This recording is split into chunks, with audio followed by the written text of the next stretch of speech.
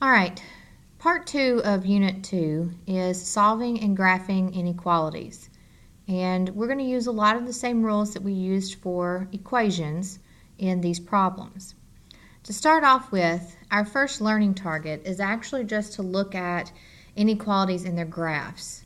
So this is kind of a precursor or a prep for some of the main learning targets for this unit. Now, if you notice in this table, and you'll want to write this down, I've got the 4 different inequality symbols that you should recognize. I just want to go over what each one of these stand for, maybe some wording that you have or have not heard for some of these. The first one is your greater than symbol. You all have probably used that.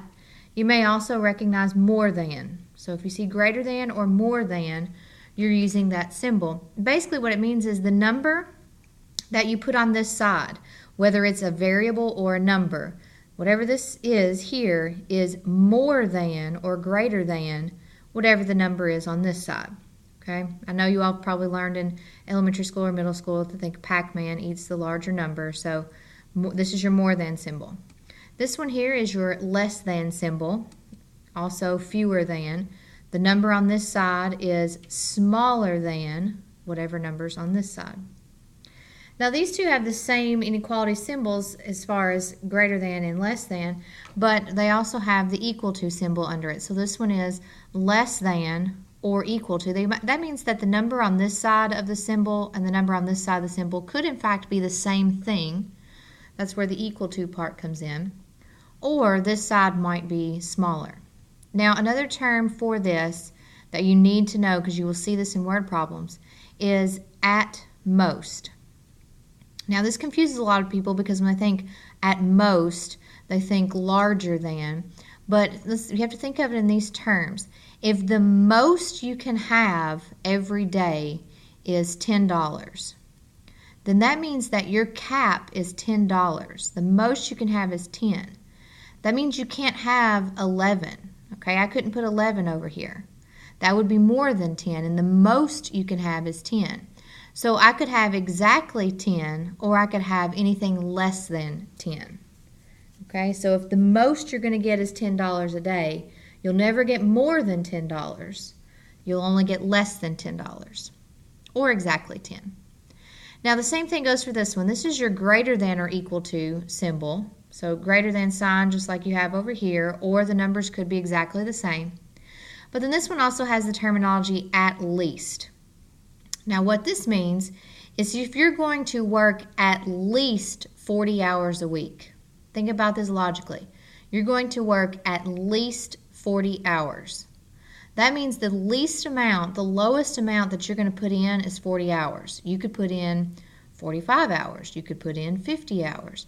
So you're putting in more than 40 hours. Now you could put in exactly 40 because you're saying I'm going to do at least 40 hours of work. So it could be exactly 40, but it may also be more than 40. If the least amount you're going to do is 40, then you're not going to do 38 hours because that's going to be less than your 40-hour cap. Okay, so just some terminology to know with your inequality symbols. Now, we're going to talk about solution of an inequality. This is vocabulary term here. I know it's a phrase, but this is your vocabulary. The solution of an inequality is any number that makes the inequality true. So a lot of you all have gotten in the habit of writing the answer as 2 instead of x equals 2. You cannot do that with inequalities because you can use any number that may be greater than 4. So you've got to make sure that you have the full inequality as your solution. For example, x greater than 2 would be your solution, not just the 2. So we're going to look at graphing some of these. The first one I want to look at is n greater than, or excuse me, n less than 1. All right, so what we're going to do is we're going to fill in this number line. My suggestion is to fill in some parts. Maybe you could do count by evens if you wanted to. So 0, 1, 2, 3, 4. And then also put in some negatives here. That would be -1, -2, -3, -4. I'm just putting in some values here for a number line. But some things you need to think about when graphing, and I know you've gone over this before, but if I want n less than 1, okay, first of all, I'm starting at 1 right here. But what I've got to decide is, will 1 make this work? Can I put a 1 in place of n and that be true? And the answer is no. 1 is not less than itself. Okay, so here's a kind of vocabulary, maybe think about terminology here. You have to have an open dot at 1. 1 does not work. We must start there because we can use lots of numbers on either side of 1 potentially, but I cannot use the 1, so you have an open dot. And I want n less than 1, so I've got to think of which way is going to be less than. Are these numbers in this direction less than 1, or are these numbers in this direction less than 1? Pick one and try it. 0 is less than 1. That's true.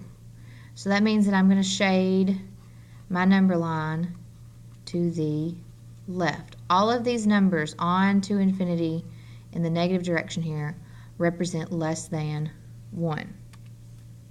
So let's look at this one. A greater than or equal to -2. Okay? So I'm going to do pretty much the same number line here. -2, -1, 0. I'm just copying what I have up here. 1, 2. I just didn't put the 3 and the 4 and the -3 and -4 on there. And maybe I should. Maybe we should go ahead and look at these. That way we can analyze our graph correctly. I want to start at -2. This is the number I've been given. So I want A larger than -2 or A equal to -2. It's greater than or equal to. So let's think about the number itself. Does it work? Is -2 greater than or equal to -2? And that's yes, because -2 equals itself. So rather than an open dot, I'm going to have a closed dot at -2 because I can use that number. Now I just have to decide, do I want numbers larger than -2 or smaller than -2? Is this larger than -2 or is this way larger than -2? Okay?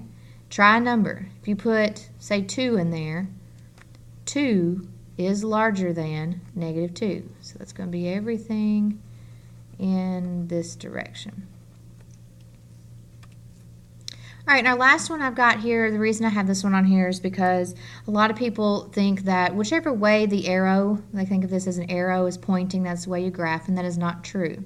You have to analyze your problem here, okay? So what I'm going to do with this one, I'm actually going to move my 0 down here. 1, 2, 3, just to give myself the 3 there, a little more room than I did on the other number lines. You could set your number line up however you want to. But I'm going to start at 3. Now, I'm going to use the 3 and see if it makes this true. 3 greater than 3. Is 3 greater than itself? And that is no. So that is not true. 3 has, that's my starting point, but that is not a true statement. So we've got to use an open dot, just like on the first example. But now what I have to think about is, which way am I going? 3 has to be bigger than anything I put in for x. 3 has to be larger than x. All right, so 3 has to be my biggest number. So let's try 5. Is 3 larger than 5? And that's false. 5 doesn't work. 3 is not bigger than 5. So that means I can't go to the right. I have to shade everything to the left. Pick a number. Try it. Pick the 1 there that I have marked. Is 3 bigger than 1? And it is. So you know that you are shading in the correct direction. Do not base it off of the direction, per se, of the inequality symbol, but based on which numbers actually solve this inequality solution here. Okay? All right, so let's look at, let's look at some examples. Example 1, we're just going to use addition or subtraction. These are really, really easy. All right, so let's look at example 1. X minus 15 greater than -12. If this were a one-step equation, I would just simply ask you, how do you solve for x? Well, the opposite of subtracting 15, or the inverse of subtracting 15, is to add 15. So I'm just going to add 15 to both sides of the inequality symbol. Remember, You could draw yourself in this little wall here if you need it, just so you know you have to do the same thing on both sides. But over here we're left with our x. Bring down your inequality symbol, our greater than sign. And negative 12 plus 15 is going to give us 3.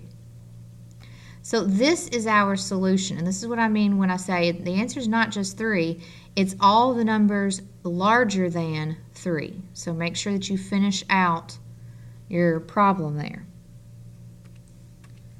Now, looking at example 2, we're just going to use subtraction on this one. I'm kind of going fast through these because I know that you guys can do the one-step equation. So the inequalities here with addition and subtraction should be pretty easy.